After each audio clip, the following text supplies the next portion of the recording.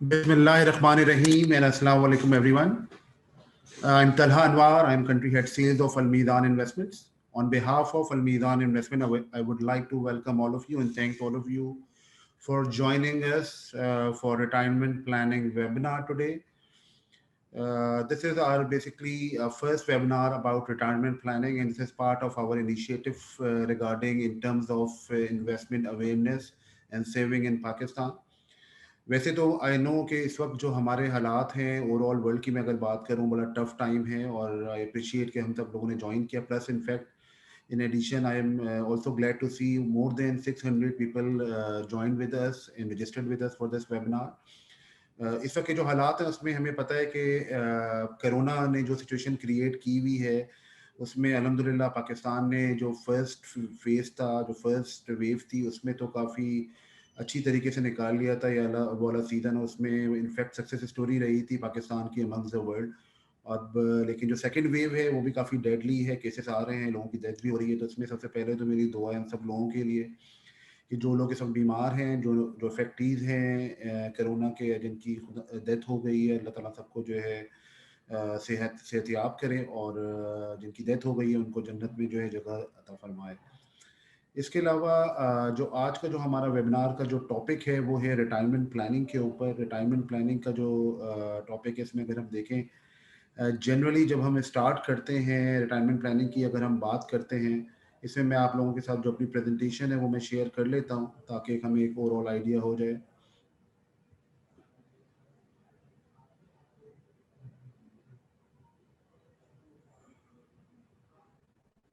जी, retirement planning का हमारा topic है आज का। रिटायरमेंट की जनरली जब भी हम बात कर रहे होते हैं पाकिस्तान के अंदर तो उसमें मेरा जो तजुर्बा रहा है कि अगर आज हम 10 लोगों से मुलाकात करते हैं और हम रिटायरमेंट के ऊपर उनसे बात करते हैं, उनसे कहते हैं कि रिटायरमेंट के लिए आप सेव करें, तो 10 में से शायद एक या दो लोग हैं जो सीरियसली लेते हैं। बिकॉज एज अ नेशन हम देखें हमारी जो साइकी है उसमें ये कि हम लॉन्ग टर्म के ऊपर सोचते नहीं है, हम जनरली जो है शॉर्ट टर्म के ऊपर ही सोचते हैं। तो बड़ी मुश्किल से लोग कन्विंस होते हैं रिटायरमेंट प्लानिंग की तरफ। So moving forward to the presentation, उसमें जैसे मैंने आपको स्टार्टिंग में बताया कि हमारी जो इनिशिएटिव है अलमीदान इन्वेस्टमेंट का, अल्हम्दुलिल्लाह कि वो हमारा इनफैक्ट विजन भी यही है to make Shariah compliant investing a first choice for investor.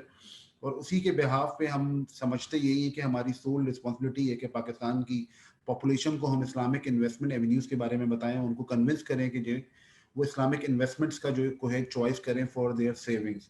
और अल्हम्दुलिल्लाह इसमें हम कामयाब भी हुए काफ़ी हद तक। इस वक्त मैं अलमीदान इन्वेस्टमेंट की बात करूँ, इस वक्त हम लार्जेस्ट प्लेयर हैं मार्केट के इन terms of asset under management, more than 160 billion इस वक्त हम मैनेज कर रहे हैं।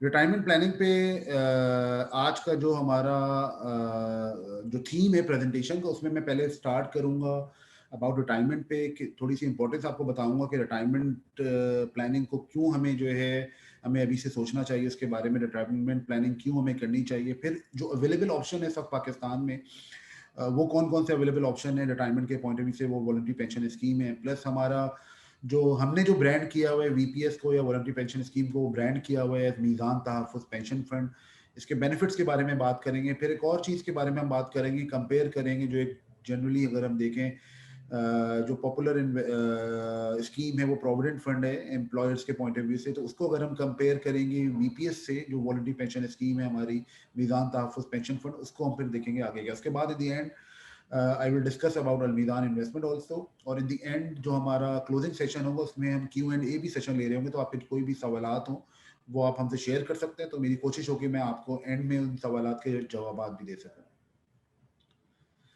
आज की जो टारगेट ऑडियंस है वो मेरे हिसाब से क्या होनी चाहिए, वो मैंने 4 हिस्सों में डिवाइड किया है। सैलरीड इंडिविजुअल, जितने एम्प्लॉयज़ हैं जो सैलरी जिनको मंथली सैलरी मिल रही होती है, उनके पॉइंट ऑफ व्यू से एक हमारी टारगेट ऑडियंस है कि उनके लिए बड़ा इंपॉर्टेंट है कि वो क्यों सेव करें रिटायरमेंट के लिए और क्यों उस वक्त जो है वो प्लानिंग करें। नंबर 2, नॉन सैलरीड इंडिविजुअल, जिसमें एंटरप्रेन्योर भी आते हैं, स्मॉल बिजनेस मैन भी आते हैं, एसएमईज भी आती हैं, तो वो क्यों इन्वेस्ट करें। Plus millennials who want to save for long term, आजकल आपको पता है बड़ी इन टर्म है मिलेनियल्स। ऑब्वियसली मिलेनियल्स इनको कहते हैं आजकल हम यंग जनरेशन में, या फिर जो 1981 के बाद से अराउंड 1996 के दरमियान जो लोग पैदा हुए हैं, विच मीन्स अराउंड 28 से लेके जो 35 तक के जो लोग हैं वो मिलेनियल्स कहलाते हैं।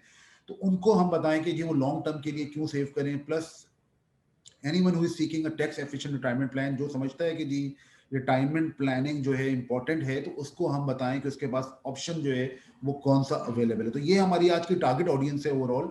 इनको हम बताना चाह रहे हैं कि why retirement planning is important, और इसमें हम क्या क्या हमारे पास जो है वो ऑप्शन है।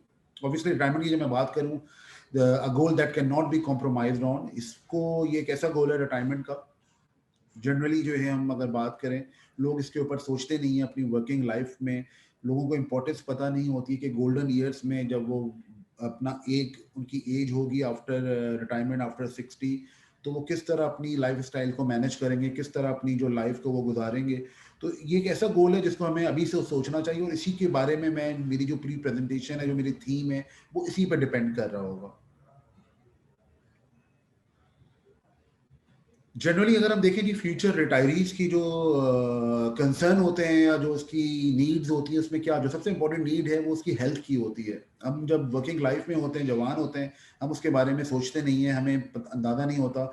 लेकिन आफ्टर 60 आपको पता है कि जो आपकी जो हेल्थ की जो मेडिकल प्रॉब्लम्स हैं वो बढ़नी शुरू हो जाती हैं। एक्सपेंसिव हेल्थ के जो हैं वो रिलेटेड टू हॉस्पिटल जो है वो आपके बढ़ने शुरू हो जाते हैं। प्लस आप ये सोचते हैं कि कोई क्या प्रोटेक्शन होगी मेरे पास, बेनिफिट्स क्या मुझे मिलेंगे। एक और जो बड़ा इंपॉर्टेंट चैलेंज है वो लाइफ स्टाइल का है कि आफ्टर रिटायरमेंट जब आप काम नहीं कर रहे होंगे या जब आपकी जॉब नहीं होगी, जब आप रिटायर हो जाएंगे, तो अपने लाइफ स्टाइल को कैसे मैनेज करेंगे या किस तरह मैच करेंगे। जब आप जॉब पे थे और आपको एक मंथली इनकम या आपको एक मंथली सैलरी मिल रही थी, और रिटायरमेंट के बाद आपको जब अगर मंथली सैलरी नहीं मिल रही, तो अपने लाइफ स्टाइल को वो किस तरह मैनेज करेंगे। तो ये कुछ थॉट्स हैं जनरली जो हमारे जो रिटायरीज हैं वो सोच रहे होते हैं इसके बारे में। हम आपको आगे सोल्यूशन भी बताएंगे, इसके सोल्यूशंस हैं क्या। मैं जनरली अगर मैं लाइफ साइकिल की बात करूं, इसमें अगर आप देखें स्लाइड में मैंने कुछ लाइफ साइकिल ब्रीफ की हैं। अर्ली लाइफ की अगर मैं बात करूं अप टू 25 ईयर्स की, उस तक आदमी का जो एम होता है वो अच्छी एजुकेशन होता है, फिर वो जॉब पे जाता है, अपना बैंक अकाउंट ओपन कराता है, बजटिंग करता है, क्रेडिट कार्ड बनवाता है। इस तरह की जो है जनरली अगर हम देखें जो लाइफ स्टाइल होता है एक आदमी का अप टू 25 ईयर्स तक, वो इस पे चल रहा होता है। इसमें अगर हम देखें जो पे चेक है, ऑब्वियसली वो स्टार्ट करते हैं अपनी जॉब को, तो पे चेक तो उसका इतना बड़ी अमाउंट का नहीं होता। बट जो ब्राइटर साइड है इस एज के अंदर, ब्राइटर साइड ये कि उसकी जो वर्किंग लाइफ है, अगर मैं 60 की रिटायरमेंट एज की बात करूं, तो वो अप टू 35 ईयर्स उसके पास रहते हैं वर्किंग लाइफ में, कि जिसमें वो काम कर सकता है। तो ये एक ब्राइटर साइड होता है उस वाली एज के अंदर। इसी तरह जब हम 25 to 45 की वर्किंग लाइफ देखें, उसमें लोग अपने घर बनाने की सोचते हैं, एम्प्लॉय बेनिफिट्स उनको मिल रहे होते हैं, प्रोविडेंट फंड है, ग्रेजुटी फंड है, जो है वो जो है उनके पास होता है ऑलरेडी एम्प्लॉयर की तरफ से। फिर बच्चे होते हैं, उनकी जो है एजुकेशन, उनके बारे में आदमी काम कर रहा होता है, उसके लिए एफर्ट्स कर रहा होता है। फिर जब आप 45 to 65 में देखते हैं, तो थोड़ी अवेयरनेस ज़्यादा आ जाती है लोगों में वर्किंग लाइफ में। फिर वो सोचता है अपने एसेट्स बनाए, अपने इन्वेस्टमेंट रेवेन्यूज को इंक्रीज करे, रिटायरमेंट के बारे में भी लोग सोचते हैं, फिर इनहेरिटेंस के बारे में भी लोग सोचते हैं, सेविंग्स लोग जो है स्टार्ट करना शुरू करते हैं जनरली अगर हम देखो 45 to 65 की एज में। रिटायरमेंट के बाद की अगर हम बात करें 60+ ईयर्स के ऊपर, जो सबसे इंपॉर्टेंट चीज़ जो मैंने पहले भी बताई, आपको हेल्थ की जो है फिक्र हो जाती है। आप सोचते हैं अपने लाइफ स्टाइल को किस तरह मैनेज करेंगे, आपकी लेगेसी प्लानिंग भी स्टार्ट हो जाती है। तो जनरली अगर हम देखें, ये 3-4 पार्ट होते हैं लाइफ साइकिल के, जिसमें जो है आदमी की जो लाइफ जो एक्टिविटीज़ होती हैं, जो एफर्ट्स होती हैं, वो इन गोल्स की तरफ जो है वो फोकस्ड होती हैं। नीड ऑफ रिटायरमेंट प्लानिंग में अगर हम बात करें, इसकी नीड है क्या। Retirement planning is nothing but using your money earn to provide funds for your retirement. देखें, मैं ये बात कर रहा हूँ अभी आपसे कि रिटायरमेंट प्लानिंग की जो सबसे इंपॉर्टेंट चीज़ है वो ये कि जो आज आप पैसा अर्न कर रहे हैं, उसमें से आप जो है वो सेव करें for your long term, for your retirement. अगर आप यूनिवर्सल फॉर्मूले की बात करें, इंटरनेशनली अगर आप इन्वेस्टमेंट्स की बात करें, रिटायरमेंट प्लानिंग गाइडेंस की बात करें, उसमें कहते हैं एटलीस्ट 15 to 20% जो आपकी इनकम है या जो आपकी मंथली सैलरी है, उसका आप सेव करें फॉर योर रिटायरमेंट। तो ये बड़ा इंपॉर्टेंट जो है एस्पेक्ट है कि इस पॉइंट ऑफ व्यू से आप इसके ऊपर वर्किंग करें, इसके ऊपर सोचें। प्लस रिटायरमेंट पे जो है आपके डिफरेंट स्पेसिफिक गोल्स होते हैं, जो मैंने आपको बताया, मेडिकेशन है, हेल्थ केयर है। लोग जाना चाहते हैं कि जी पूरी जिंदगी वर्क्स, अगर आपने जो जॉब की है और आपने काम किया, आप चाहते ही है कि जी आफ्टर रिटायरमेंट इतने पैसे हों आपके पास कि आप अच्छी वेकेशन गुजार सकें, आपके जो डिपेंडेंट्स हैं उनके साथ जो है अच्छी लाइफ स्टाइल गुजार सकें, जो आपके लव वन के साथ आप क्वालिटी टाइम गुजार सकें। तो ये सब चीज़ें होती हैं जिसकी वजह से जिस आपकी रिटायरमेंट की जो प्लानिंग है वो रिक्वायर्ड होती है। रिटायरमेंट जनरली अगर जब भी मैं बात करता हूँ किसी से रिटायरमेंट के ऊपर, तो हर कोई जो सोचता है यार रिटायरमेंट की आज बात ना करें, आप अभी शॉर्ट टर्म की बात करें, अभी मुझे क्या गेन मिल रहा है। और जबकि रिटायरमेंट हम जब हम वर्किंग लाइफ में जिस तरह का आजकल बिजी शेड्यूल है, उसमें रिटायरमेंट आप 60 ईयर्स के हो जाते हैं और आपको पता भी नहीं चलता। तो इसके लिए यही है कि आप जो है अभी से जो आप सोचेंगे इसके बारे में, जब भी आप जो आगे की प्लानिंग कर सकते हैं। जो जनरल थॉट्स हैं, अगर हम देखें जब भी हम रिटायरमेंट की बात करते हैं तो लोग क्या सोचते हैं, people think as they grow older their salary will increase too, so they do not need to plan for retirement. ये एक मिथ है। आप जिससे भी बात करेंगे तो ये जनरली जो थॉट आता है लोगों के, वो यही आता है कि जी मैं जो हूँ, मेरी ऑब्वियसली मैं अभी से रिटायरमेंट के बारे में क्यों सोचूं, क्योंकि मेरी तो अभी सैलरी भी इंक्रीज होगी। जब मेरी सैलरी इंक्रीज होगी तो मैं अपने एक्सपेंसेस को मीट कर सकूंगा। लेकिन उनको ये नहीं आइडिया होता, एक वक्त आएगा कि जब वो जॉब पे नहीं होंगे, जब वो रिटायर हो जाएंगे। प्लस ऑब्वियसली जो मैंने ऑलरेडी बात करी, what they don't realize is that after retirement they won't be working. Plus जो थर्ड और इम्पॉर्टेंट पॉइंट है वो ये कि inflation and living longer are the two main factors that you need to keep in mind. जो general thoughts हैं हमारी, जो हम जनरली मिस्टेक कर रहे होते हैं, हम इन्फ्लेशन को भी नहीं देखते। इन्फ्लेशन के बारे में भी कहते यही है, सेविंग्स का जो inflation is the worst enemy of your saving. तो आप जो है जब सेव नहीं कर रहे होते और जब आप रिटायरमेंट की एज पे पहुंच जाते हैं और आपके पास अगर पैसे नहीं होते, या आपने सेविंग नहीं की हुई होती, अगर सेविंग की हुई होती है और आपने सही जगह इस पैसे को इन्वेस्ट नहीं किया होता, तो ऑब्वियसली आप इन्फ्लेशन को आप जो है मैच नहीं कर पाते। तो ये जनरली अगर हम देखें कुछ मिस्टेक्स हम जो है वर्किंग लाइफ में हम कर रहे होते हैं, लेकिन इसके बाद हम आके देखते हैं कि किस तरह इसको जो है आगे हम इसको जो है वो बेहतर कर सकते हैं। अब जी सवाल ये कि why retirement is important, people live longer. Obviously आजकल अगर हम लाइफ एक्सपेक्टेंसी की मैं बात करूं, जो रीसेंट फिगर्स हैं वो कहती हैं कि पाकिस्तान में अगर लाइफ एक्सपेक्टेंसी है वो अराउंड 67 टू 70 ईयर्स है। तो 60 पे अगर आप रिटायर हो रहे हैं, मैं 70 की एज भी लूँ, आगे के 10 साल हैं जिसमें आपने अपनी लाइफ गुजारनी है, एक क्वालिटी टाइम गुजारना है। और अगर आप क्वालिटी लाइफ स्टाइल को मेनटेन करना चाहते हैं तो वो आप किस तरह कर रहे होंगे। फिर ये बात मैंने ऑलरेडी कर ली कि लोग समझते नहीं है कि भाई एक वक्त आएगा कि जब उनके पास जॉब नहीं होगी, जब वो रिटायर्ड होंगे तो उस वक्त वो क्या कर रहे होंगे। प्लस आज की मैं अगर बात करूं पाकिस्तान की और ये दुनिया में जो ट्रेंड है, उसमें पहले हमारा एक सोशल जो एक हमारा कल्चरल इफेक्ट था वो ये था कि पहले जॉइंट फैमिली सिस्टम होते थे। पेरेंट्स के बच्चे जो है जनरली पेरेंट्स के साथ रहते थे, तो लोग यही सोचते थे कि मेरी औलादे हैं तो मैं जब बूढ़ा होऊंगा, जब मैं रिटायर्ड होऊंगा तो वही मुझे मैनेज कर रहे होंगे, तो मैं उनके ऊपर लाइबिलिटी नहीं बनूंगा। ये लोगों की थॉट। लेकिन आज की मैं अगर बात करूं जो नई जनरेशन है, उसमें ऑब्वियसली पता है आपको कि लोग इंडिपेंडेंट भी रहना पसंद करते हैं। तो उसमें आपकी जो एक अगर आप आज से सोचेंगे कि आप किसी तरह जो भी आपकी नेक्स्ट जनरेशन है उसके ऊपर लाइबिलिटी ना बने, तो जब वो आप उसी वक्त लाइबिलिटी नहीं बनेंगे जब आप आज प्लानिंग करेंगे अपने रिटायरमेंट की बात की। Plus obviously protection for your spouse और डिपेंडेंट, अगर कोई डिपेंडेंट है और आपकी वाइफ है, ऑब्वियसली उनकी भी एक लाइफस्टाइल है जो आपके साथ ही जुड़ी हुई है, जिसको आपने मेंटेन करना है। उस पॉइंट ऑफ व्यू से भी अगर आज आप सोचेंगे और आज आप प्लानिंग करेंगे, तो जब भी जाके आप अपनी जो रिटायरमेंट एज है आफ्टर 60, उसको जो है आप बेहतर कर सकते हैं। जो यहाँ तक जो मैंने बात की आप लोगों से, वो मैंने थोड़ा समझाने की कोशिश की है। जो थीम भी था मेरी प्रेजेंटेशन का वो यही था कि मैं बता सकूं आप लोगों को कि ये जो रिटायरमेंट प्लानिंग वो क्यों इम्पोर्टेंट है और रिटायरमेंट प्लानिंग क्यों करनी चाहिए। मैं अगर डेवलप मार्केट्स की बात करूं, अगर यूएस की बात करूं, तो आपको पता है 401 के एक प्लान है उनका रिटायरमेंट का। वो मोस्ट ऑफ द पॉपुलेशन जो 80% ऑफ पॉपुलेशन ने जो ऑप्ट किया होता है, जो भी जॉब मार्केट में होता है। लेकिन मैं अगर आज बात करूं पाकिस्तान की मार्केट की, पाकिस्तान की मार्केट में लोगों के रिटायरमेंट प्लान होते नहीं हैं। जनरली जो एम्प्लॉयर्स जो है वो दे रहे होते हैं एम्प्लॉय बेनिफिट फंड, जो स्कीम होती है उसमें प्रोविडेंट फंड होता है, ग्रेजुटी फंड होता है, ईओबीआई भी होता है जो थोड़ी बहुत अमाउंट होती है इसकी। पेंशन फंड बहुत कम कंपनीज दे रही होती है, प्राइवेट में तो बहुत कम है ये रुझान। गवर्नमेंट इदारे कुछ पेंशन फंड दे रहे होते हैं, लेकिन वो भी जो है अब आहिस्ता आहिस्ता खत्म करते जा रहे हैं।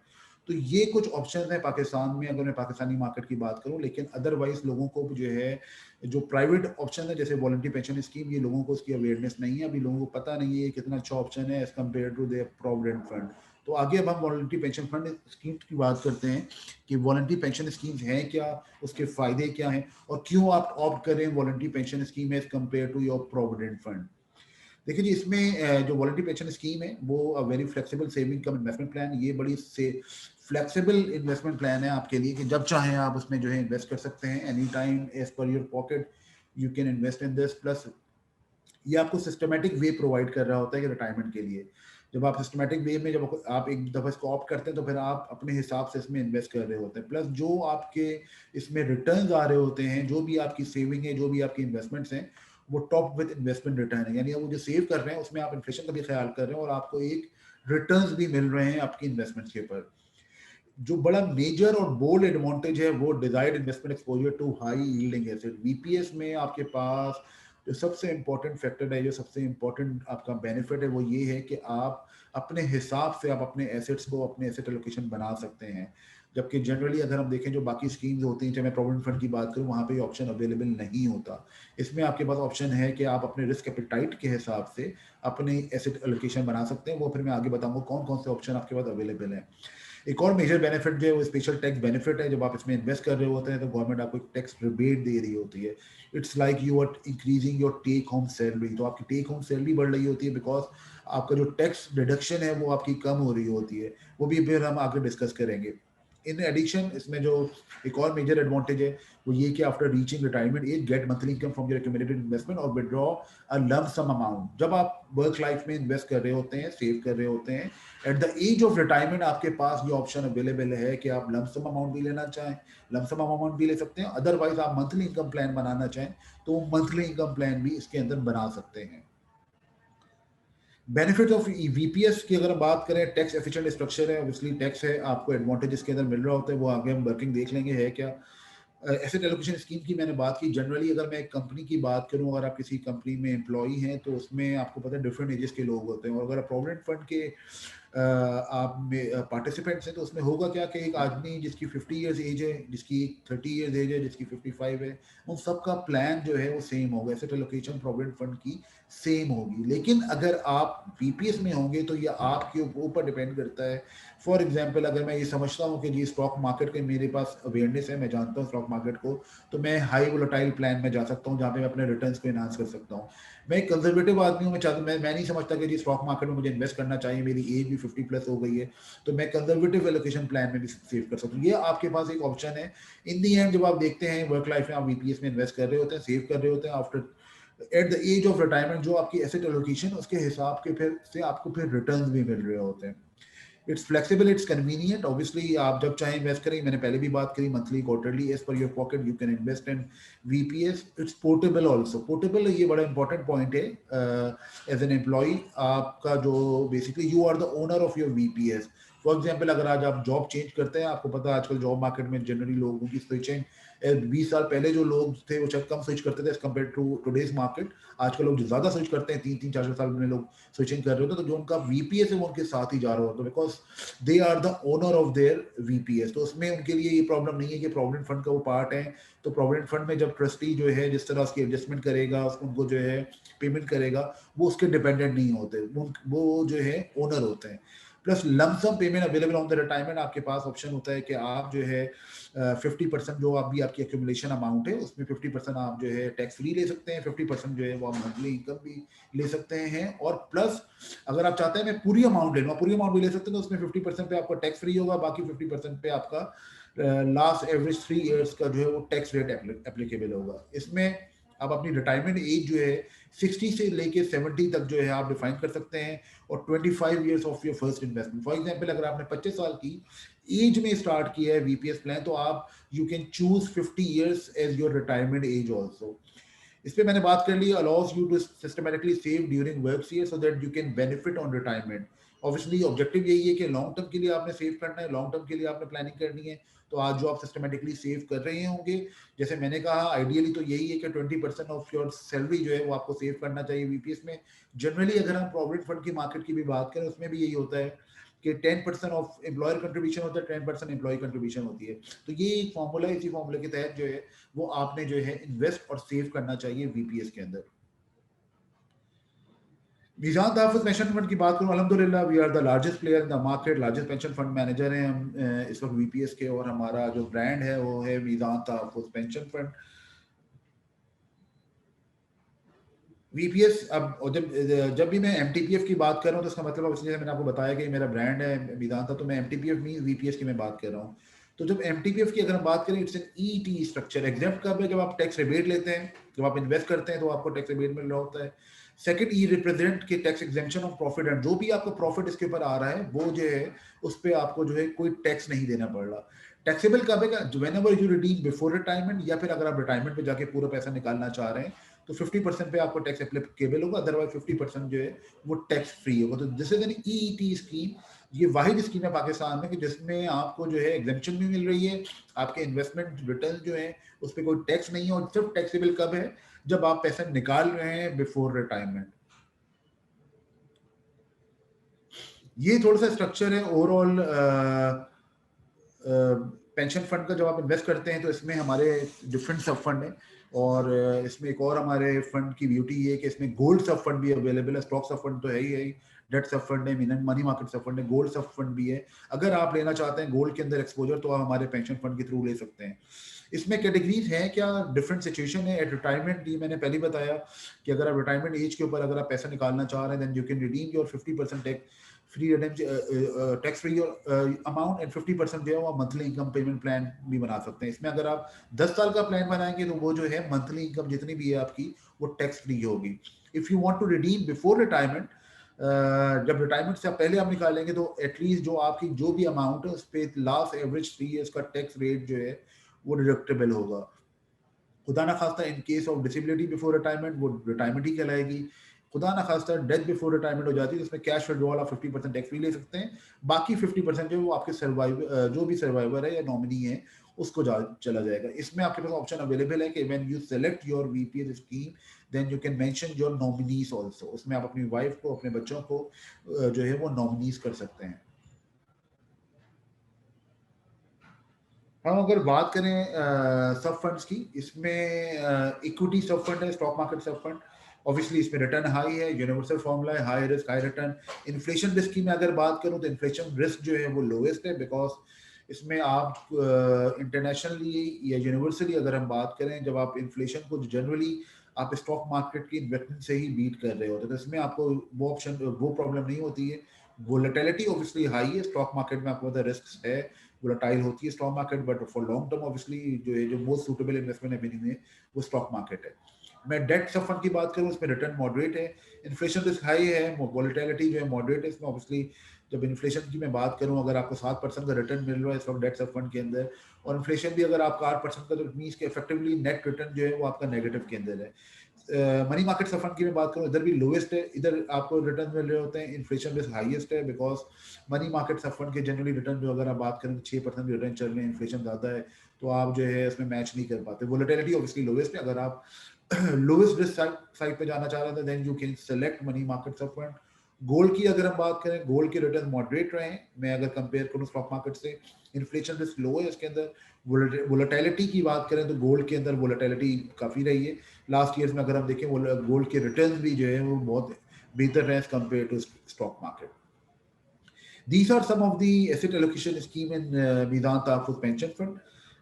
High volatility की scheme है, high volatility as name said, 80% stock fund है, equity sub fund है, debt sub fund 20% है, medium volatility में balance approach है, 50% stock sub fund है, 40% debt sub fund है, and 10% is money market sub fund. Then low volatility scheme which consists of equity 25%, 60% debt है, and 15% money market है. Then lower volatility, इसमें 50% date है और money market जो है 50। तो जो कंजर्वेटिव है, जो लेना नहीं चाहता, जो जीरो रिस्क पे काम करना चाहता तो ही can invest in lower volatility plan. Life cycle plan भी हमारे पास है। लाइफ साइकिल प्लान के अंदर जो है fund manager as per your age जो है वो आपका जो एसेट एलोकेशन उसको चेंज कर रहा होता है, वो फिर मैं आगे आपको डिफाइन करूंगा। कस्टमाइज एलोकेशन प्लान भी है, कोई अगर बहुत बुलिश है in terms of stock market, he can invest in 0 to 100% equity also, debt also और मनी मार्केट आल्सो।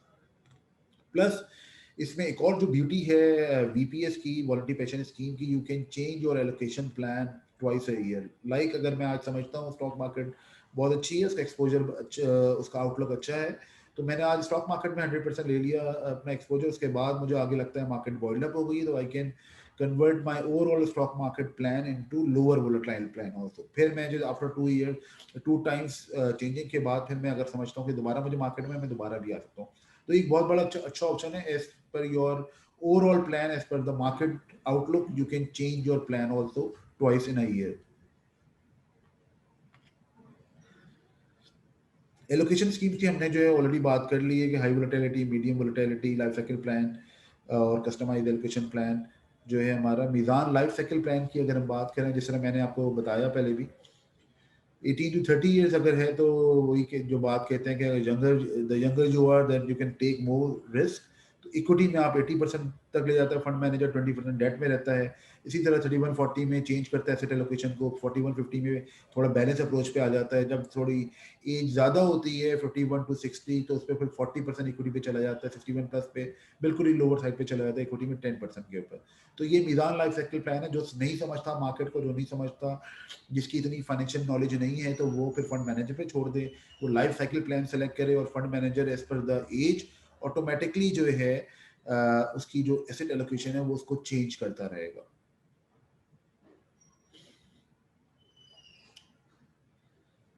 ऑब्वियसली जब हम इन्वेस्टमेंट की बात करते हैं तो सबसे इंपॉर्टेंट चीज़ जो है वो रिटर्न्स की होती है कि हम रिटर्न्स हमें क्या मिल रहे हैं। अगर हम हाई वोलेटिलिटी के रिटर्न्स देखें, ये परफॉर्मेंस स्टार्ट डेट जो है 2007 है, जब हमने स्टार्ट किया था अपना वीपीएस हमने लॉन्च किया था। तो उस वक्त जो रिटर्न से लेके हाई वोलेटिलिटी के जो रिटर्न है वो अराउंड 331% के रिटर्न है। इसमें ऑब्वियसली आपको पता है स्टॉक मार्केट का एक्सपोजर 80% तक गया है, तो इसके लिए रिटर्न भी अच्छे हैं। एनुअलाइज रिटर्न की मैं अगर बात करूँ तो अराउंड 11.49% है। लास्ट 3 ईयर्स आपको पता है, अगर मैं हिस्ट्री स्टॉक मार्केट की हिस्ट्री की बात करूँ तो वो वर्स्ट ईयर रहे हैं इन टर्म्स ऑफ रिटर्न। उसमें भी हमारा रिटर्न अराउंड 4% का रहा है। कम्युलेटिव 5 ईयर्स का रिटर्न जो है 18% रहा है। मीडियम वोलेटिलिटी में जहाँ पे थोड़ी बैलेंस अप्रोच रही है इन टर्म्स ऑफ रिस्क और रिटर्न ऑल्सो, वहाँ पे कम्युलेटिव रिटर्न जो है 266 का रहा है।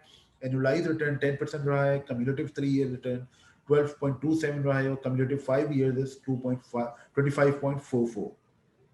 लोअर वोलेटिलिटी जहां पे स्टॉक मार्केट का एक्सपोजर कम था, वहां पे क्यूमुलेटिव रिटर्न 217 का रहा है। फिर एनुअलाइज रिटर्न जो 8.98 का।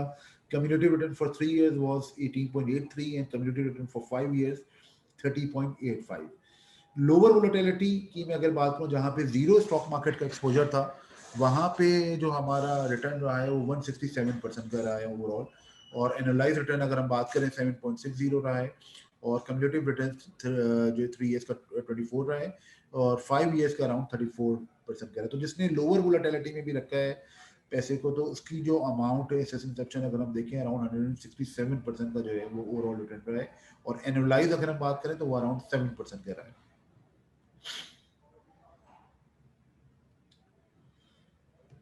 जैसे स्टार्टिंग में मैंने बात की about the tax credit benefit which is a very major benefit of VPS investment. इसमें जो सेक्शन है, थोड़ी सी मैं टेक्निकल टर्म्स यूज़ करूंगा, कुछ लोगों को समझ में आएगा कुछ लोगों को नहीं आएगा, लेकिन मैं समझा देता हूँ, कोशिश करता हूँ कि जो सेक्शन 63 है उसके हिसाब से ये लॉ ये कहता है कि you can invest your 20% of your taxable income in pension fund without any capping. तो जब आप इन्वेस्ट कर रहे होते हैं वीपीएस में, तो अगर आपकी फॉर एग्जाम्पल अगर आपकी 10 लाख रुपए की इन्वेस्टमेंट है, 10 लाख रुपए की अगर आपकी जो है वो साल की आपकी इनकम है, तो आप 2 लाख रुपए पेंशन फंड में इन्वेस्ट कर सकते हैं। अगर आप 1 करोड़ रुपए की आपकी साल की इनकम है, then you can invest 2 million up to 2 million rupees in your pension fund account. फिर जो लॉ है वो ये कहता है, बड़ा इजी इसमें सिस्टम बनाया हुआ है। इसमें अगर आप जब बीपीएस में आप इन्वेस्ट करते हैं और अपने आप एचआर वाले को अपनी आप स्टेटमेंट देंगे, तो वो आप जब डिसबर्समेंट हो रही होती है सैलरी की, तो उसी वक्त जो है वो आपको एडजस्ट करके आपकी सैलरी दे रहा होता है। इट मीन्स को जो आपको टैक्स कटना होता है उतना नहीं काटता, उसमें वो एडजस्ट करता है जो आपने इन्वेस्टमेंट की है, उसके बाद आपको जो है सैलरी दे रहा हो। तो इस मीन कि आपकी जो टेक होम सैलरी है just because of the investment in pension fund वो आपकी इंक्रीज हो रही होती है। Plus under clause 23C part 1 of second schedule of income tax, वो ये कहता है कि any withdrawal of accumulated balance from an approved pension fund that it represents the transfer of such balance from an approved provident fund is exempted from tax from 1st July 2012। इसमें ये कहता है law कि जो provident fund से अगर आपने कोई ट्रांसफर करा है वीपीएस के अंदर अमाउंट, तो वो जो है वो टैक्स एग्जेम्प्टेड है। If you wanted to redeem this amount from your VPS, तो उस पर कोई टैक्स एप्लीकेबल नहीं होता जो अमाउंट आपने ट्रांसफर करवाया है प्रोविडेंट फंड के अंदर। प्लस मंथली इनकम इंस्टॉलमेंट जो है, जो मैंने पहले भी बताया आपको कि 10 ईयर्स के लिए अगर आप ले रहे होते हैं, तो 10 ईयर्स के ऊपर अगर आप मंथली इंस्टॉलमेंट लेते हैं, मंथली इनकम प्लान लेते हैं पेंशन फंड में, तो उस पर भी कोई टैक्स एप्लीकेबल नहीं होता। तो ये दो तरह के अगर आप देखें टैक्स एडवांटेजेस हैं by investing in pension fund.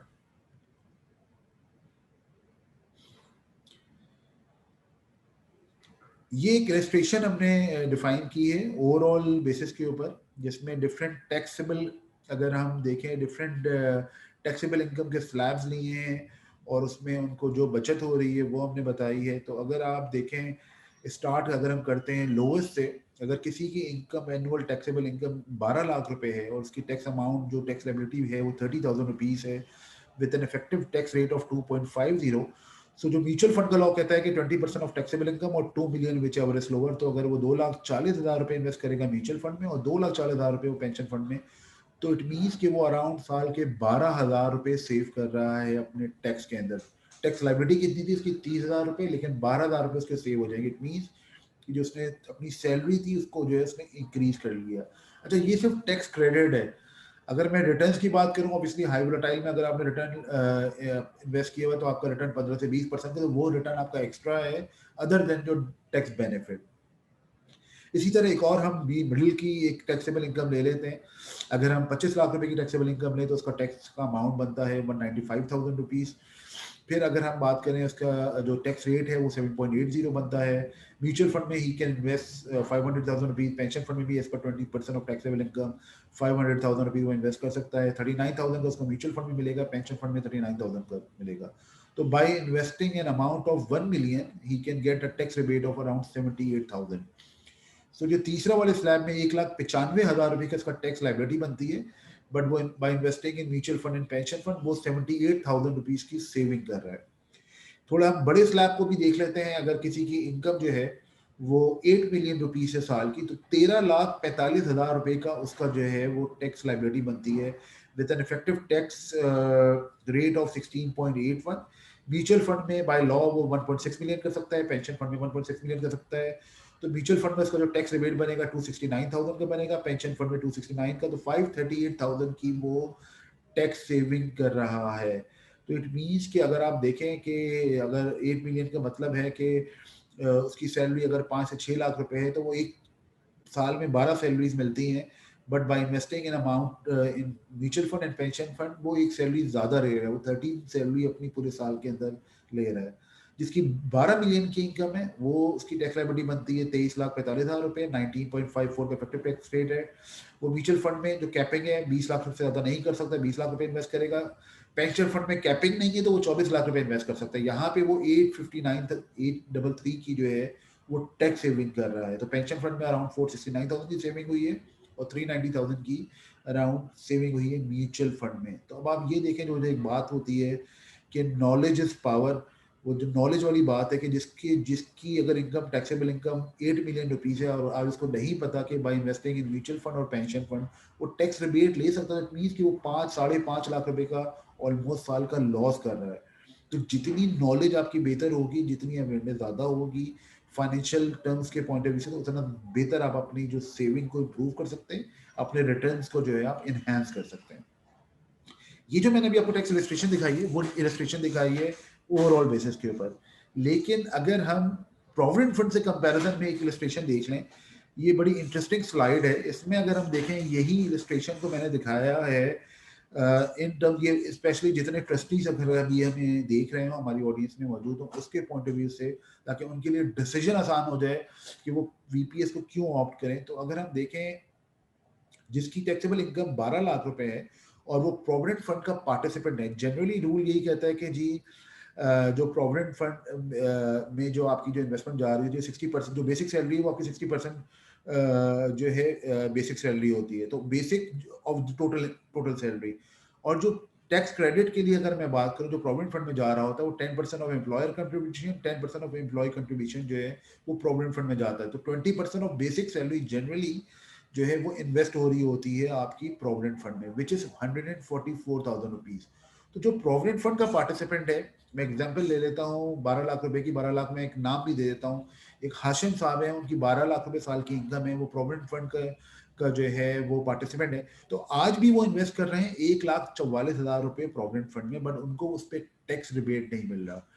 लेकिन यही 1,44,000 रुपए अगर आज वो वीपीएस को ऑप्ट करेंगे तो उनको जो टैक्स रिबेट मिलेगा वो मिलेगा 3,600 रुपीज का। ये तो छोटी अमाउंट की बात करें। एक साहब है जिनकी 5 मिलियन की, अगर हम लास्ट वाला स्लैब देखें, 5 मिलियन की उनकी टैक्सेबल इनकम है, 60% ऑफ जो बेसिक सैलरी उनकी बनती है वो 3 मिलियन की बनती है। वो जो प्रोविडेंट फंड में उनकी इन्वेस्टमेंट हो रही है वो हो रही है 6 लाख रुपए की। लेकिन यही 6 लाख रुपए अगर वो पेंशन फंड में इन्वेस्ट करेंगे तो 80,000 रुपीज की जो है उनकी सेव 80,400 रुपीज की जो है उनकी सेविंग हो रही हो। तो आप ये देखें कि अगर आप प्रोविडेंट फंड का पार्ट हैं और प्रोविडेंट फंड के पार्ट में आपको ये वाला जो एडवांटेज है, जो लास्ट कॉलम है हमारा टैक्स का, वो नहीं मिल रहा। लेकिन अगर आप वीपीएस का पार्ट होंगे, जो एसेट एलोकेशन और जो अदर एडवांटेजेस हैं पोर्टेबल वगैरह के, वो तो हैं ही हैं। आपको जो एडिशनल एडवांटेज है वो आपको जो है वो टैक्स का मिल रहा है, जो आप देख सकते हैं वो कितना बेनिफिशियल है। इट्स जो आज के दौर में अगर हम देखें, जितना इन्फ्लेशन है, जितनी महंगाई है, उसमें हर अमाउंट आपके लिए कीमती है। तो उसमें ये पैसे को आप सेव कर सकते हो और अपनी जो सैलरी है उसको जो है इम्प्रूव कर सकते हैं। एक और जो मेजर बेनिफिट है वीपीएस के अंदर, वो हमारे मीरान तहफ़्फ़ुज़ पेंशन और तकाफुल प्रोटेक्शन की है। हम इसमें free of cost takaful protection provide कर रहे होते हैं। इसमें हमारे ईएफयू हिमाया वाले इस्लामिक तकाफुल प्रोवाइडर हैं, वो हमारे पार्टनर हैं। जो भी मिनिमम इन्वेस्टमेंट 10,000 रुपये की करता है, वो हमारे साथ जो है वो शामिल हो जाता है तकाफुल प्लान के अंदर।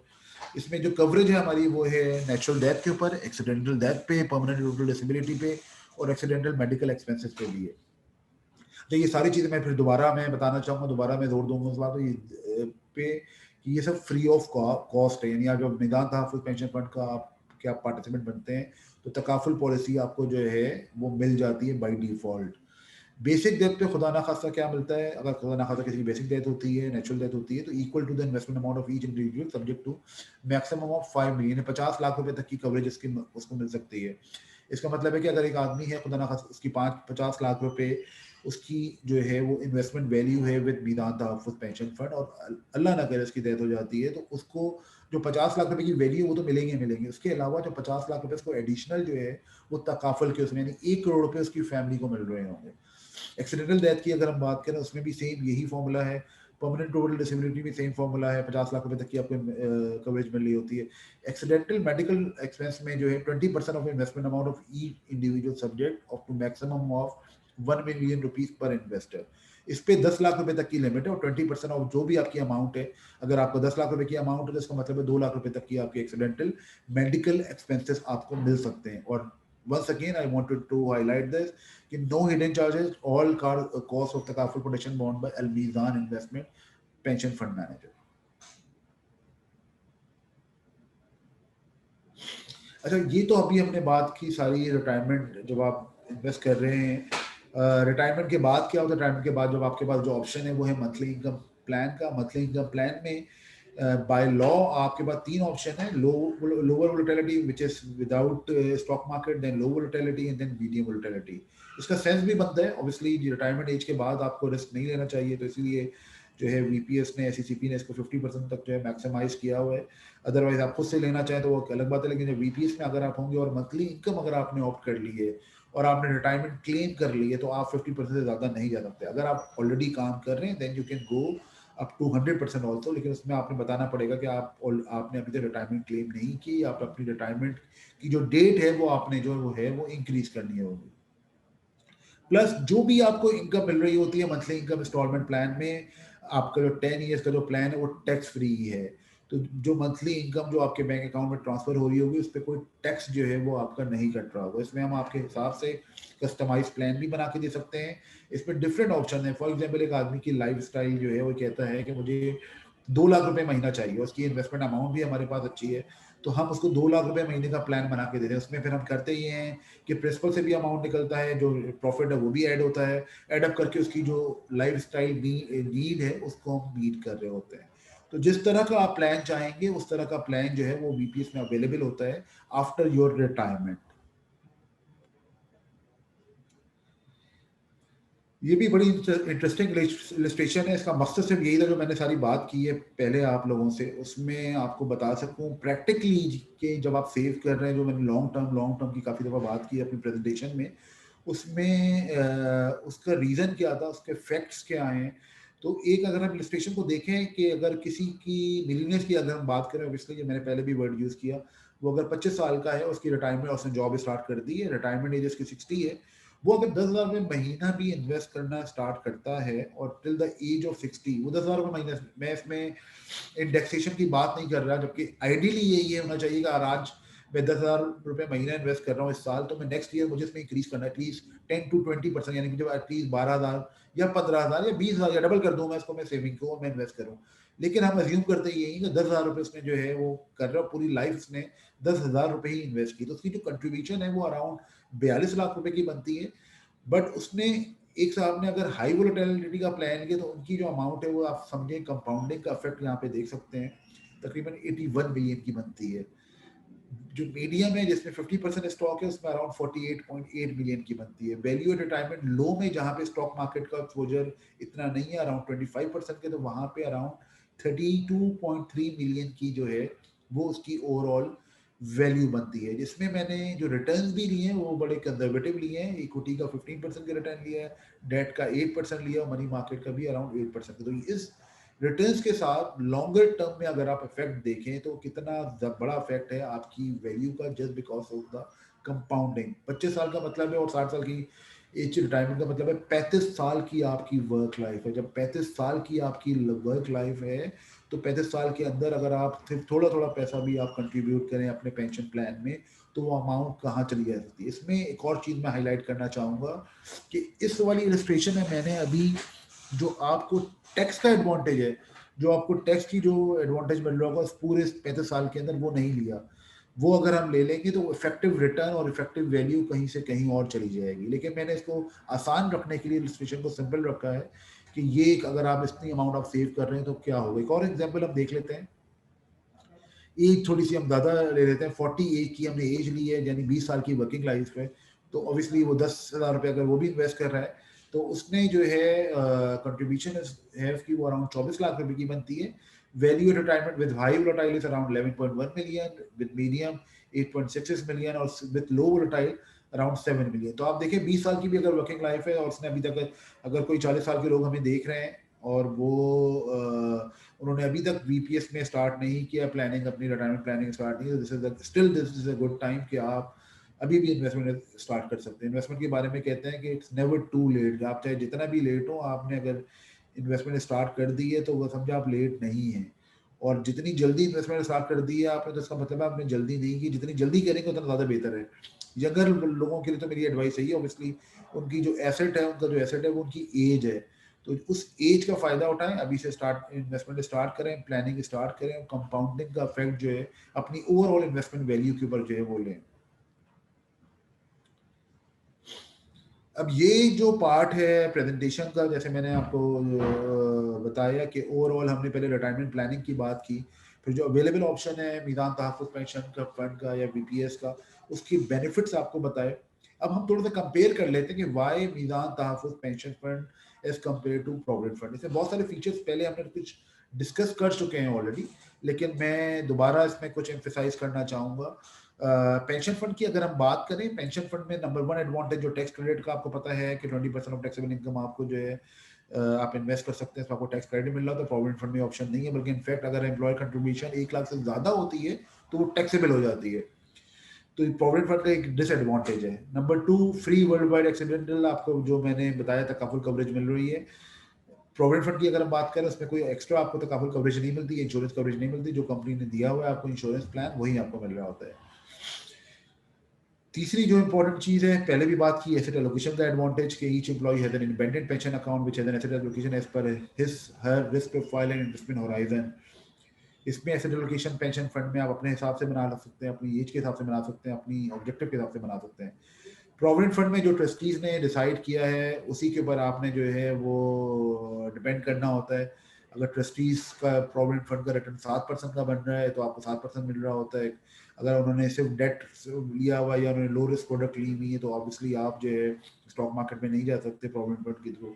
जबकि प्रोविडेंट फंड के रूल्स अब ये कहते हैं कि 30% आप जो है वो इक्विटी में जा सकते हैं। तो मैं तो ये कह रहा हूँ अगर आप 30% इक्विटी में चले भी जाए उसके बाद भी जो है आपका जो ओवरऑल जो प्लान है वो पेंशन फंड से बेहतर नहीं है, क्योंकि पेंशन फंड में आपके पास ऑप्शन ये है कि आप अप टू 100% तक स्टॉक में जा सकते हैं।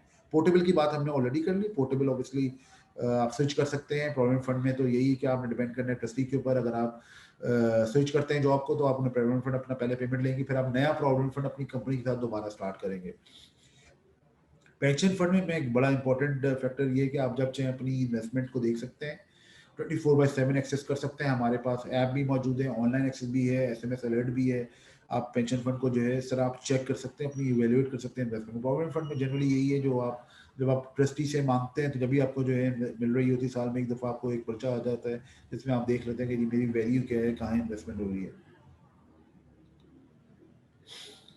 एक और जो बड़ा इम्पोर्टेंट एडवांटेज है इसमें, पेंशन फंड के अंदर जो है आप अपना पेंशन फंड मैनेजर जो है खुद सेलेक्ट कर सकते हैं।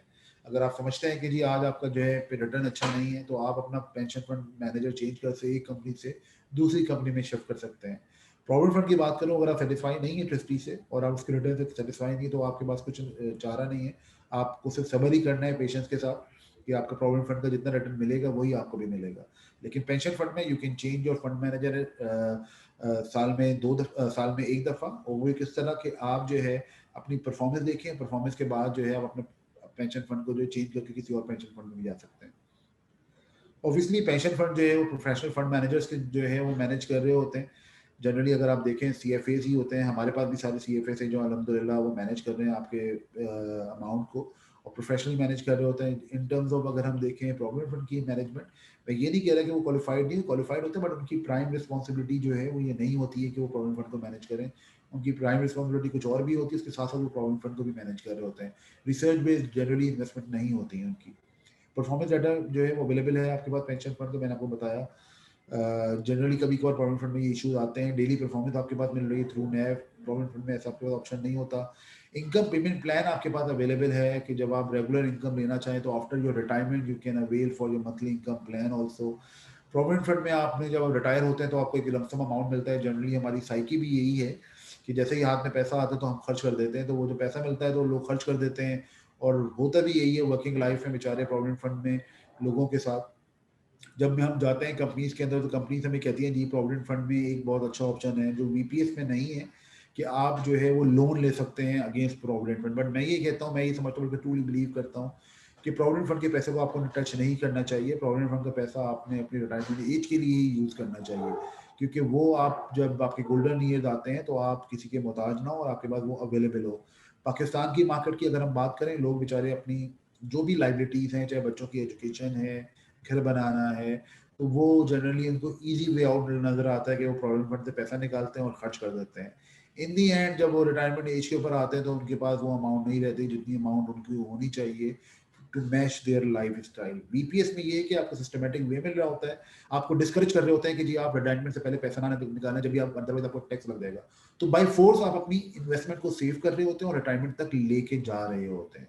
तो ये चंद एडवांटेजेस थे as compare to provident fund versus MTPF. तो इसमें जितने ट्रस्टीज हैं हमारे जो देख रहे हैं, जो चेंज करना चाह रहे हैं, जो कंसिडर कर रहे हैं, उनके लिए बड़ा आइडियल है कि this is the best time कि वो अपने प्रोविडेंट फंड को जो है कन्वर्ट करें और वीपीएस में अपने जो एम्प्लॉयज़ हैं उनकी जो है इन्वेस्टमेंट्स करवाएं। अदरवाइज जो अभी नए लोग हैं जो नए प्रोविडेंट फंड बनाना चाह रहे हैं उनके लिए भी बेस्ट यही है कि वो वीपीएस में है, उनकी कोई इस पर हैजल नहीं होगा। सारी वर्किंग जो है वो हम करके दे रहे होंगे, हर एम्प्लॉय की जो है हम इन्वेस्टमेंट जो है वो मैनेज कर रहे होंगे, वो हर एम्प्लॉय की स्टेटमेंट हम जो है दे रहे होंगे।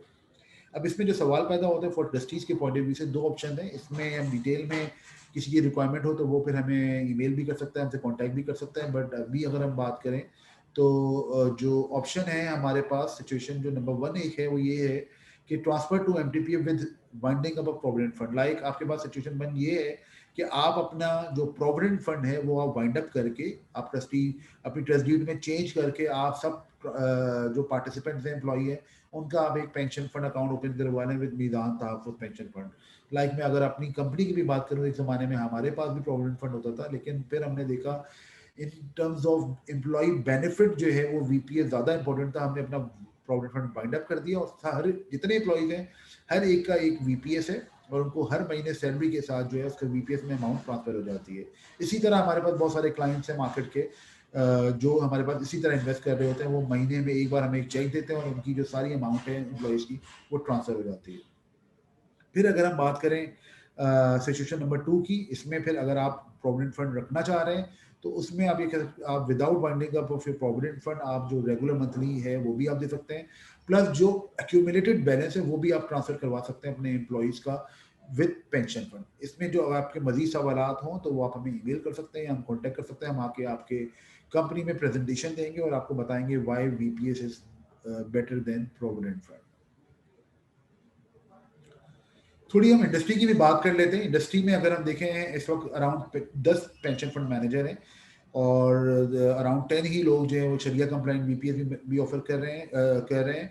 टोटल जो है नंबर ऑफ वीपीएस है वो 19 है। टोटल फंड साइज की अगर हम बात करें तो अराउंड 33.2 बिलियन का फंड साइज है और हमारा जो फंड साइज है वो इस वक्त जो शरिया कंप्लाइंट की मैं बात करूं वो अराउंड 21.7 बिलियन का है। इसमें मार्केट शेयर जो है अलमीदान का ओवरऑल इंडस्ट्री में बात करूं इन टर्म्स ऑफ पेंशन फंड में बात करूं जिसमें कन्वेंशनल और इस्लामिक दोनों है 34% है और अदर प्लेयर्स का जो है वो 66% है। इस्लामिक पेंशन फंड की बात करूं तो अल्हम्दुलिल्लाह हमारा मार्केट शेयर इज 53% और जो अदर प्लेयर्स हैं उनका अराउंड 47% है। यहाँ तक मैंने बात की पेंशन फंड की, रिटायरमेंट प्लानिंग की।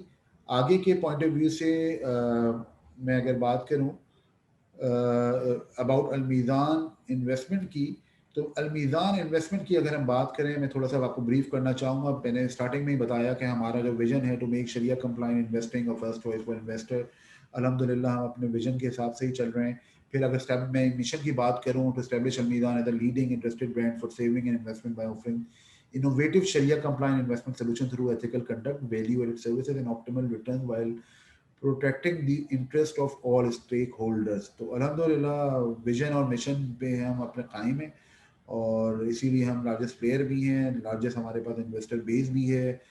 आगे मैं आपको बताता हूँ और कौन से फीचर्स हैं जो इस वक्त मैदान इन्वेस्टमेंट के जो है वो अवेलेबल हैं।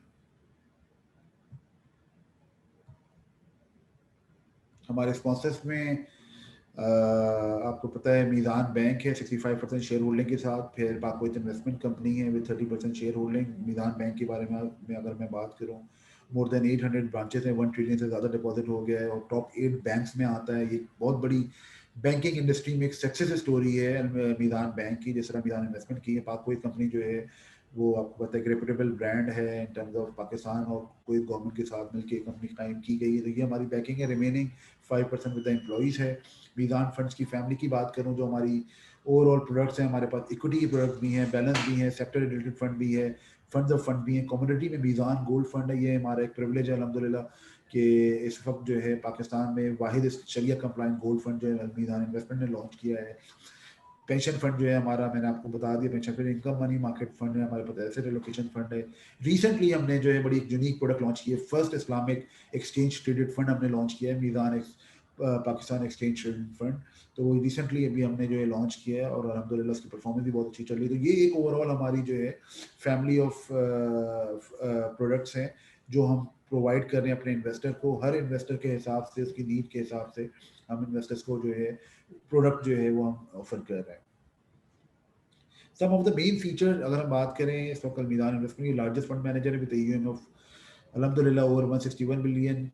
इम्प्रेसिव ट्रैक रिकॉर्ड है, अराउंड 2.5 डिकेड्स हो गए हैं हमें सर्विसेज प्रोवाइड करते हुए। लास्ट ईयर ही हमें 25 साल हुए थे। इन टर्म्स ऑफ रेटिंग देखें, we were the first one who got A1 rating in industry, plus we are the only full flash Sharia compliant asset management company in Pakistan with 128,000 investor base nationwide. Sharia board जो है हमारा बहुत ही आपको पता है reputable शरिया board है, इसमें मुफ्ती मोहम्मद तकी उस्मानी साहब भी हैं, डॉक्टर इमरान अशरफ उस्मानी साहब भी हैं। प्लस एक और जो हमारा फीचर है कि हम जो है largest open end stock market fund जो है वो मैनेज कर रहे हैं, Meezan Islamic fund with an AUM of around 28 billion. जो पेंशन फंड की जो पूरी मेरी स्पीच थी या पूरी मेरी ब्रीफिंग थी वो पेंशन फंड के ऊपर थी। सब we are the largest player in the market in pension fund also with a fund size of around 11 billion rupees अल्हम्दुलिल्लाह।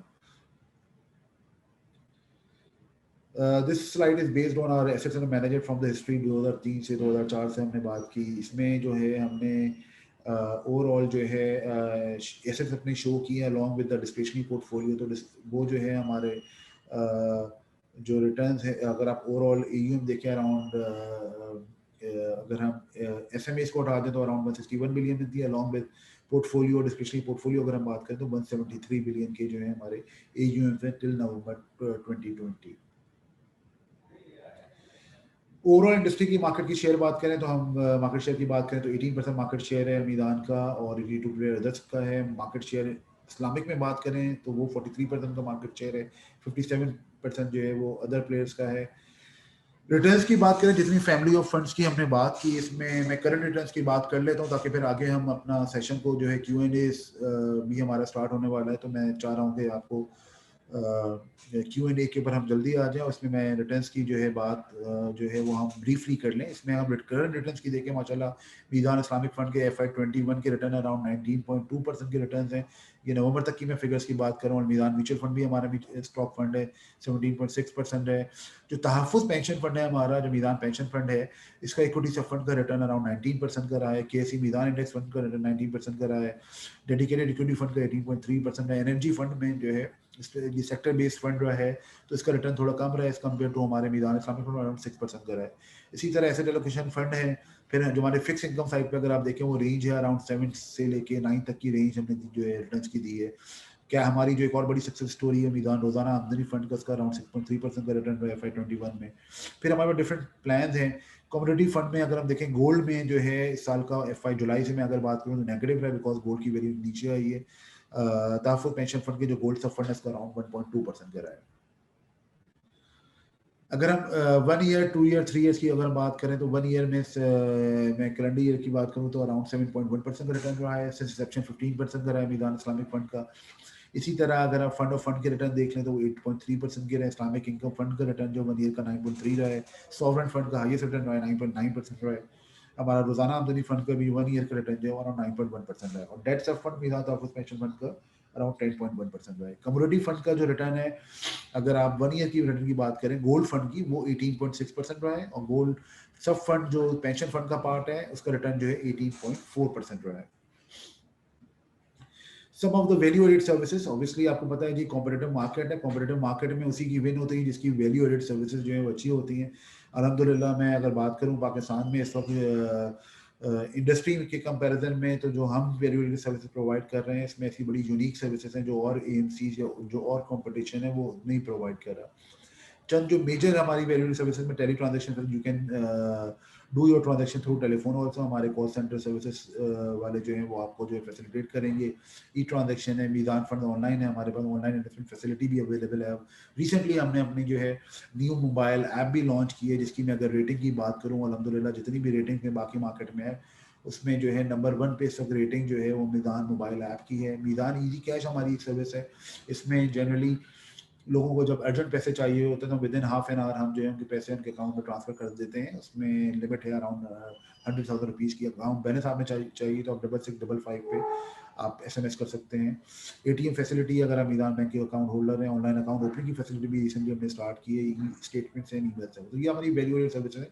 इसका मकसद सिर्फ यही है कि आफ्टर इन्वेस्टमेंट जो है कस्टमर को आफ्टर सेल सर्विस जो है वो अच्छी से अच्छी प्रोवाइड कर सकें। In terms of our reach, अल्हम्दुलिल्लाह 27 ब्रांचेस हैं हमारी 15 मेजर सिटीज के अंदर। कराची में 10 ब्रांचेस हैं, लाहौर में 3 ब्रांचेस हमारी अपनी ओन ब्रांचेस हैं। और मकसद इसका यही है कि हम ज़्यादा से ज़्यादा इन्वेस्टर्स के पास ज़्यादा से ज़्यादा लोगों तक पहुँचें और इस्लामिक इन्वेस्टमेंट को जो है हम प्रमोट करें, लोगों को बताएं इस्लामिक इन्वेस्टमेंट के कौन से ऑप्शन जो है अवेलेबल है पाकिस्तान के अंदर। प्लस हमारी जो रीच है वो 800 से ज़्यादा ब्रांचेस हैं मीज़ान बैंक की, वहाँ से भी हम जो है अपने फंड्स को सेल कर रहे होते हैं। इसके अलावा कुछ डिस्ट्रीब्यूटर्स भी हैं हमारे साथ, जिनके ब्रांचेस से हमारी जो है फंड्स की सेलिंग हो रही होती है। कॉन्टैक्ट करने के तरीके, इसमें जितने हमारे पार्टिसिपेंट्स हैं, इन सबसे मेरी रिक्वेस्ट ये है कि यदि कोई क्वेरी है तो सिर्फ इन्वेस्ट कर दें, 6655 पे जो है SMS करें इन्वेस्ट लिख के। 0800 हलाल पे जो है कॉल भी कर सकते हैं, ईमेल भी कर सकते हैं। हमारी वेबसाइट है almizangroup.com। In the end, at the closing of my webinar before Q&A session, बस मैं यही कहना चाहूँगा, plan well and live a happy retired life. आज से सोचिए अपने कल के बारे में। जितना जल्दी प्लानिंग करेंगे उतनी जल्दी विन होगी, उतना ज़्यादा बेहतर होगा आपके लिए और आपकी जितने लव वन हैं और जितने फैमिली मेम्बर्स हैं उनके लिए। So thank you all of you. अब इसमें हम Q&A सेशन जो है वो मैं स्टार्ट करता हूँ। वैसे जिन सवालात के हम जवाबात ना दे सकें, उसमें आप लोगों से रिक्वेस्ट है कि आप लोग जो है वो हमें ईमेल भी कर सकते हैं और इसमें हमें जो है SMS भी कर सकते हैं। हमारे जो रिप्रेजेंटेटिव है वो आपको कॉल करके जो है वो बात कर सकते हैं आपसे और वो आपको फैसिलिटेट भी करेंगे। इसमें Q&A के पॉइंट ऑफ व्यू से अगर हम देखें, मैं सवालात कर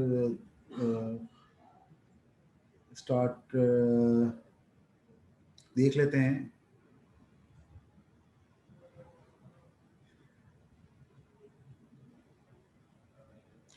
इसमें एक साहब का सवाल है, आसिफ साहब का, if we invest in Almeezan pension fund for long term at the age of retirement, will Almidan guide how we can get better monthly income as well as growth or to beat inflation from that saving? Secondly, what is the role of CDC trustee as a custodian of fund? इसमें जी आसिफ साहब बड़ा अच्छा सवाल है आपका। Obviously हम जब आपके इन्वेस्टमेंट एडवाइजर हैं, हम फ्री ऑफ समझे जो हमारी एडवाइस है वो फ्री होती है, क्योंकि हम जो है कस्टमर को जो है वो प्रॉपरली गाइड कर रहे होते हैं। तो जब आप इन्वेस्ट करते हैं तो हम आपको, जब आपकी रिटायरमेंट एज आती है उस सब भी हम आपको इन्वेस्टमेंट एडवाइस करते हैं कि आप कौन से मंथली इनकम में लें आपकी रिक्वायरमेंट के हिसाब से। उस सब वक्त का जो, फॉर एग्जांपल आज आप इन्वेस्ट कर रहे हैं और आज से 20 साल के बाद जो इन्फ्लेशन रेट होगा उसके वक्त के हिसाब से हम आपको गाइड करेंगे कि आप इस वक्त इन्फ्लेशन ये है, तो अगर आपको इन्फ्लेशन को बीट करना है तो आप किस तरह जो है आप कौन सी सेविंग प्लान में कौन से मंथली इनकम को आप ऑप्ट करें। सेकेंडली ऑब्वियसली रोल, जो ट्रस्टी का रोल जो है, हमारा ट्रस्टी है वो हम हमारी ट्रांजेक्शन जो है वो सारी जो है हमारे सीडीसी के थ्रू होती हैं। सबसे बड़ा ट्रस्टी है पाकिस्तान के अंदर सीडीसी, तो ये इसका रोल है। फिर जो है व्हाट इज सवाल है, what is the least amount with which I can, you can invest even from 1000 rupees also, सिर्फ 1000 रुपये से भी जो है आप इन्वेस्टमेंट स्टार्ट कर सकते हैं वीपीएस में। Monthly income plan, who will guide income plus growth, जो भी आपका इन्वेस्टमेंट एडवाइजर होगा हमारे साथ वो आपको जो है वो प्रोवाइड कर रहा होगा। फिर एक सवाल है what is the basic difference between pension fund and provident fund. मैंने आपको बताया बेसिक डिफरेंस यही है। पेंशन फंड में जो है आप ओनर होते हैं अपने प्लान के, प्रोविडेंट फंड में जो है आपका एम्प्लॉयर ओनर होता है। फिर एम्प्लॉयर के हिसाब से आपकी इन्वेस्टमेंट्स हो रही होती हैं। पेंशन फंड में आप अपने हिसाब से इन्वेस्टमेंट कर रहे होते हैं। प्रोविडेंट फंड में आपके पास जो एम्प्लॉयर ने तकाफुल प्लान दिया हुआ है, इंश्योरेंस प्लान दिया हुआ है, वो मिल रहा होता है। पेंशन फंड में आपको एक्स्ट्रा तकाफुल प्लान जो है फ्री ऑफ कॉस्ट मिल रहा होता है। ये पोर्टेबल होता है, आप जो है किसी भी वक्त जो है आप अपने पेंशन फंड को जो चेंज कर सकते हैं। अगर आप जॉब स्विच करते हैं तो आप अपना प्लान को कंटिन्यू कर सकते हैं। अच्छा, please explain the direction of 3% and front end load, what are they and what. ये जी हमारे चार्जेस हैं फ्रंट एंड लोड के। जब आप इन्वेस्ट कर रहे हो तो ऑब्वियसली एक एडवाइस हम जब आप तो वो आपका फेज लोड जो है वो चार्ज हो रहा होता है 3% का। ये एक स्टैंडर्ड चार्जेस हैं वीपीएस में एंट्री के, और इसका मकसद यही है ऑब्वियसली कि आपको जब गाइड कर रहे हैं और जब आपको इतना रिटर्न बना के दे रहे हैं तो उसकी जो है उसमें फिर सेल लोड की जो है हमारी अर्निंग होती है। तो ये 3% के जो है ये सेल लोड चार्ज हो रहा होता है।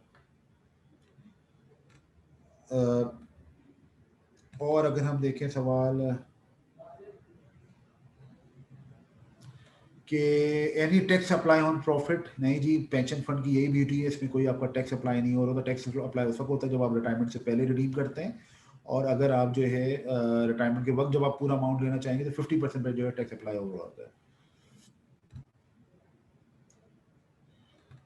अच्छा, एक बड़ा अच्छी सजेशन है, you people should add health insurance and VPS after 60 also. इस वक्त हमारे पास जो हमारा प्लान है उसमें जो ओवरऑल क्या कहते हैं आफ्टर 60 पे आप जो है ऑप्ट नहीं कर सकते। ये अच्छी एक सजेशन है, इसको हम डिस्कस करेंगे अपनी मैनेजमेंट के साथ। Can you share this present? Obviously we can share with you. आप अपना ईमेल एड्रेस हमसे शेयर कर लीजिएगा। फिर एक सवाल है कि जी आरिफ साहब का, please explain what happen if we want to withdraw pension fund in case of emergency. जी, इमरजेंसी नीड में कोई ममानियत नहीं है, आप कभी भी पैसा निकाल सकते हैं। आप जो पैसा आपको जब चाहिए होगा आप ले सकते हैं, हम आपको पैसा अमाउंट देते हैं। बस इसमें अगर रिटायरमेंट से पहले निकालेंगे तो आपको टैक्स इम्प्लीकेशन होगी, जो आपका टैक्स स्लैब होगा वो जो है लग रहा होगा उसके ऊपर। अदरवाइज अगर रिटायरमेंट पे निकालेंगे तो 50% पे आपको जो है वो टैक्स लग रहा होगा, 50% जो है आपका टैक्स फ्री होगा।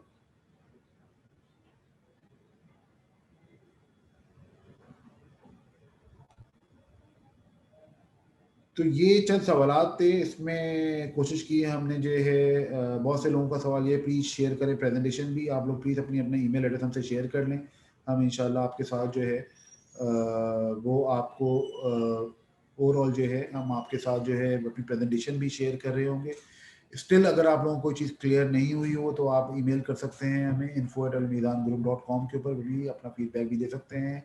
ये वेबिनार्स का सिलसिला हमारा चलता रहेगा जैसे हमने पहले भी किया है। होपफुली इंशाल्लाह ताला ये कोविड भी ख़त्म हो तो फिर हम 1 to 1 भी जो है हम सेमिनार कर रहे होते हैं डिफरेंट रीजन्स में, डिफरेंट सिटीज़ में।